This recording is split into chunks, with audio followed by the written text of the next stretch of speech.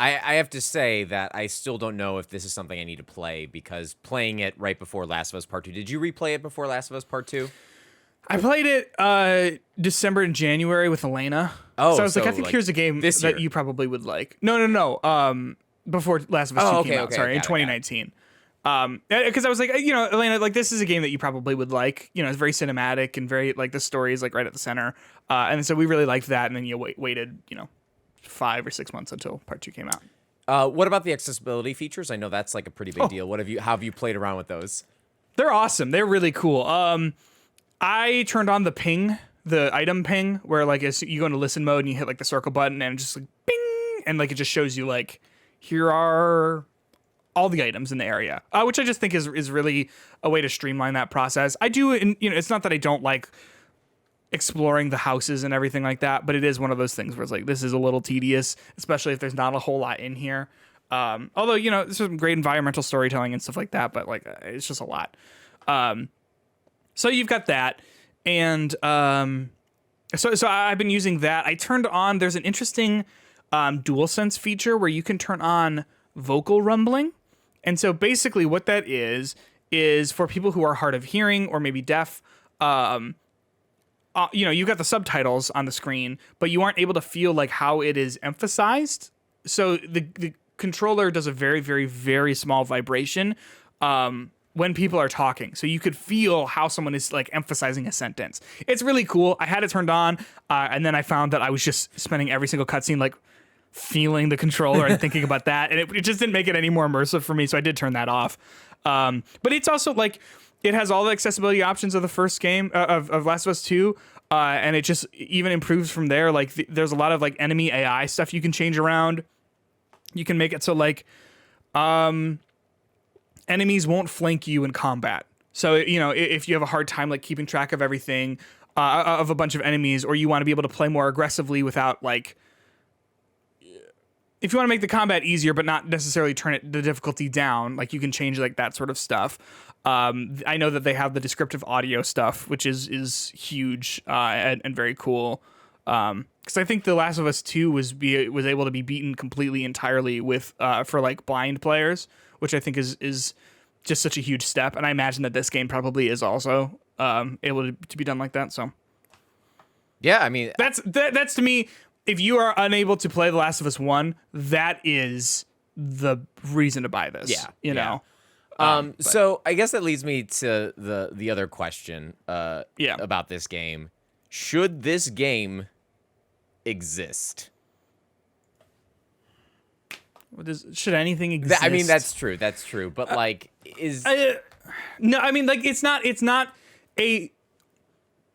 is not such a change that it makes The Last of Us remastered. Like, it's not the kind of thing where I would be like, no one should ever play The Last of Us remastered. I think that there is, if you want to play The Last of Us and don't want to spend $70 on it or don't have a PS5, play the remastered version. It's probably like $15, like anywhere you can get it right now.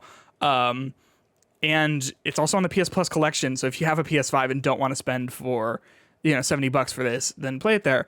That said, it is a noticeable visual difference, and those accessibility options are just awesome. So like from that standpoint, from the accessibility standpoint, the answer is a very easy yes, this should exist to make this game playable to more people. But other than that, like, I don't know, it's tough to say. It's probably the preferred method I would have of playing the game now that I have it, but yeah, I don't know if you need to rush out and buy this if you are already a Last of Us fan and like have gotten your fill over the last few years, Yeah, I mean, the thing that I always have to remember is that as important and as big as The Last of Us is for me and for you, and I think for a lot of people probably listening to this podcast, people who are like hardcore video game enthusiasts. Yeah.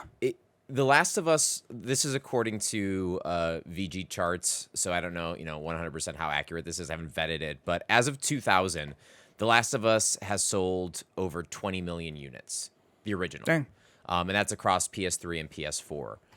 Mm-hmm. And that is like not everyone. Yeah. Obviously it's not everyone who owns a PlayStation. It's not everyone who's like ever like played a video game before. And Like, as if for me, this probably isn't a purchase for me, but that doesn't mean that there are so many other people out there who couldn't or haven't played the original one, and if they're gonna play it, playing something that feels like a modern game in 2022, which would you agree this feels like a modern 2022 game? I mean, it's the sort of game that like it is limited to the fact that it came out in 2013 or whatever, but it is a game that like if you didn't know that, you might just be able to be like, I don't know, like there's just some weird elements in it, and some potentially like very specific dated elements to it, but like this is a PlayStation 5 game. What do you mean? You know what I mean? Like, do you have an example of like what you mean by like a dated mechanic? So the shooting feels great. The melee combat is extremely basic, and like you don't have like the dodge that you did from Last of Us 2. So like there's really no way. Like if you're getting wailed on, you just have to run away. Okay. You know what I mean? Yeah. It's one of those things where like,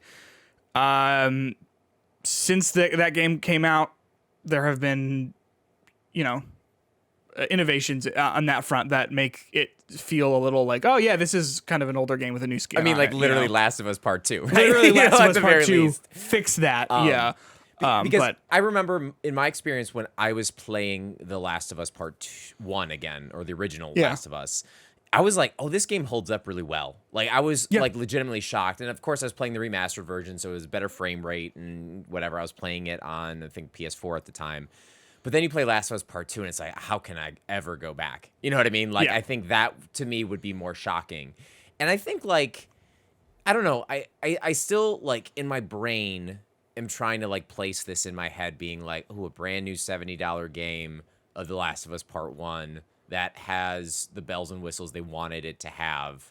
Like, to me, it's not something that when I'm thinking of, is this worth like a full price video game experience for me to play on day one? I just don't know if that's true. And I think like part of the sell of this, and this is why the timing is weird for me, like this is clearly marketed towards people who are going to be watching the HBO show and they're going to be interested in the source material and they're going to want to play something, and this is the thing for them to play.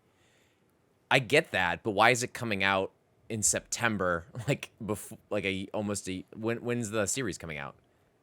2023. Do you know the like? It's not even like, you know, like I would think this would like make more sense. Maybe it's more of a dirty feeling if it like comes out right before the TV series, but I think that's kind of good marketing to have it come out in line with it. But I don't know. I'll just be interested to see the sales on this and how it's going to do, because it just doesn't seem to be the game for the gamer.